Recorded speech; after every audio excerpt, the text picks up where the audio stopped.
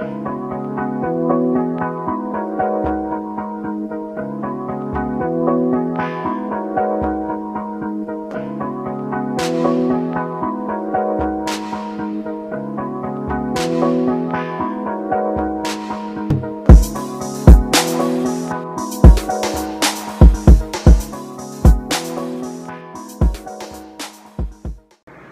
Pisces, I'm back. We're going to be doing the general readings for June 2017, and I'm just going to do the generals this video.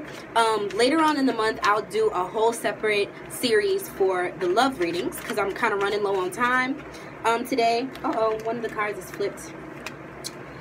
But yeah, I hope you guys had a good May, either way it goes. I've already prayed over the cards. That, this is a general reading, but I hope that everybody receives at least one message that is pertinent to them in their situation. So if you want to go ahead and just tune in with me.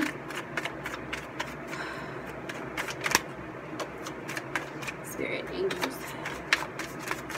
Ooh, ancestors. Give me the messages. The general messages for Pisces this month.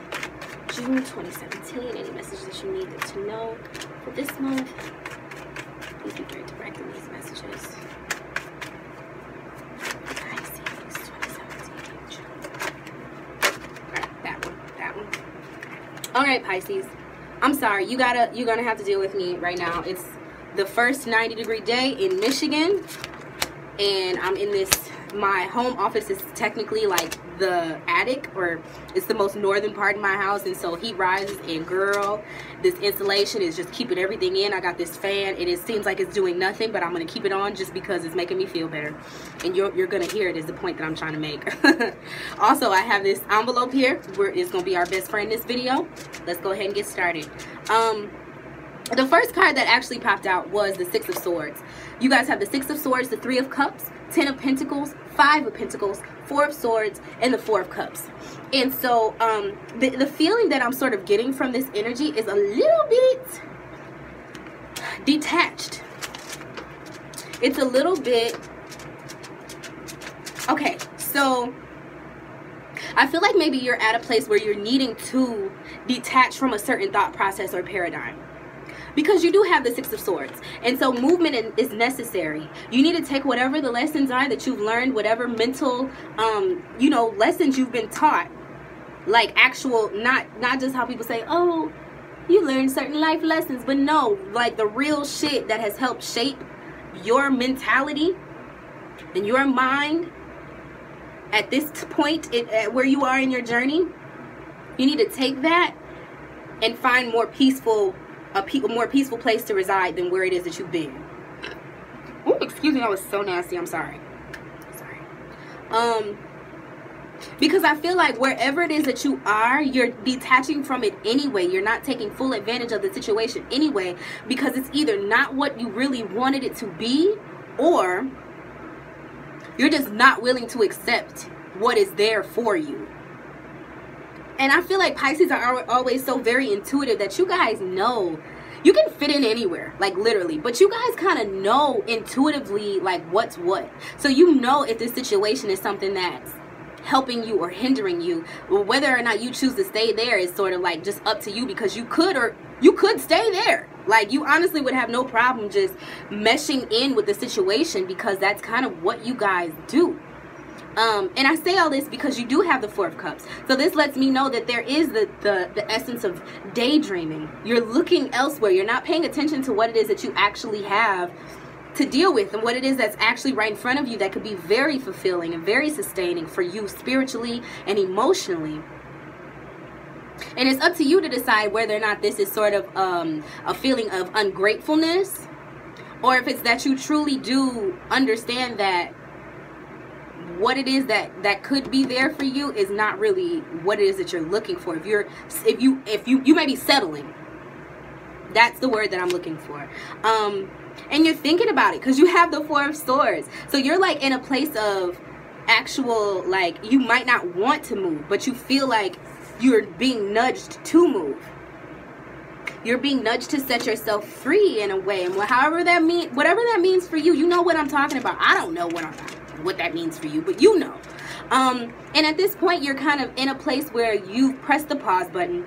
You're contemplating where you've been, some of the situations and circumstances that you've already made it through, and you're getting ready to pick up this sword to fight another battle. And you see yourself heading towards this other situation, and you're like, okay, how am I going to play this situation the best for me? And I feel like you're thinking long term. You really are thinking about the mark that you're going to leave on this earth, on this, like, in this life. You're considering, you know, what it is that you're going to leave behind, your legacy. Your legacy. The importance that your role plays in your family lineage, within your ancestry even. It might even go that deep. It could just have a lot to do with you and your home life now. And you know, you might have kids that you're like, oh, you know, I'm in this situation, I'm in this relationship that's not the best for me, and I want a happy home life for my kids, but also I know I don't really love this man that I'm with. And I don't want to set a bad example for them. So, like, I don't want to just be out here like that. Like, should I leave? Or am I being ungrateful because I have this marriage and I have these kids and I have this family, and most people would kill for that, but I know I'm not happy? It's that type of energy. It's real. It really is. And it really is. And you also have the Five of Pentacles, which is letting me know that the situation, it might not even be that the situation is like overall not good for you, but you really do need to sit with yourself and determine what it is that you really want, how it is that you really want to play it, and what's going to be the most beneficial for you at the end of the day. Yeah, because the Five of Pentacles talks about sort of suffering because you're too proud to get the help that you need, or too proud to and it's like you suffering with another person, because there's the two people here, and it's said that, you know, that's like the husband and wife. They're in their tattered clothes. She's even got the baby with her, and they're cold as fuck. They're outside, bro, and there's a church that they're standing outside of. Like, churches it's supposed to be known as one of the places that you can go for refuge, for safety. You know, it's about love, it's about community. And so why aren't they inside? Why aren't they going inside? They're too proud. Like, they literally have put on every single piece of clothing that they probably have, and they're standing out and they're looking at each other as if to say, you don't want to go in? Dang, I don't really want to go in either. We know we could go in. We probably should go in, but we're going to choose to stay outside for whatever fucking reason. It's about being a little bit too proud. So if you feel triggered by any of this, address that trigger. Address it. That's what universe is trying to get. That's the message the universe has for you. I feel like if you do decide to pick up and move on from here, even if it's not you necessarily physically leaving a situation, maybe you need to detach from a certain thought process that has kept you bound, or you're repeating a certain pattern that is not really working out in your best favor, and you need to move on from that. I feel like that really will free you, and it will give you a reason to celebrate. As you can see, the Three of Cups is, I mean, they're all just up there like, oh yeah, you know, celebrating and hooping and hollering, and you know, the traditional reading of this card is like, oh, graduations, weddings, just like situations where people come together as a community, as a family, to celebrate. Right? And then there's that tie that goes right in with this feeling of legacy and leaving something behind, and kind of building something of value for your family. So both of these are really good reasons to smile, if you know what I mean. Like, they're really good life omens. Like, that's what we're all kind of wanting in this life, is to be able to leave a good mark, and for the people that we love to be good because of something that we did, you know. And to have those little moments throughout life that we get to celebrate and come together and really just resonate in that joy of being at a certain place in your life. So I feel like in order to unlock the keys to get to this point where you're not feeling so mentally ungrateful, because being ungrateful doesn't bring you anything, and that's kind of the energy behind this card too, is a sort of just ungratefulness. It's like, we too proud. No, that's not what I want. They'd rather have a house. They'd rather have a vehicle. They'd rather have somewhere else to call their own that they could go to. But the reality is, that's not your situation. He'd rather have this pie in the sky. You know what I mean? Whatever it is that he's daydreaming about seems so much more appealing than what it is that he actually has. It's about being grateful for what it is that you've learned, what it is that you actually have, assessing that, and releasing any negative thought patterns, because these are 2 sword cards, the 2, you know, cards that are really giving me mental, like, cues that you may be mentally perturbed at this time are both sword cards. So I need you to release yourself from those idealistic chains of, you know what I'm saying, anxiety or being trapped or whatever that process is that you the way that you're thinking about life is not, that's not the end all be all. You can free yourself. So try to learn from your mistakes, assess where you've been, assess that really in a real way, as opposed to just daydreaming and being too proud to be like, oh no, I want what I want. Or maybe you don't even know what you want, but you just don't want help from anybody. Maybe you need to get help.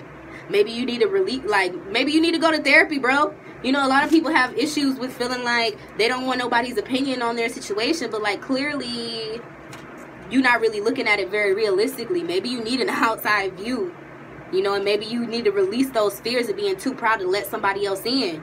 And you need to go and do that.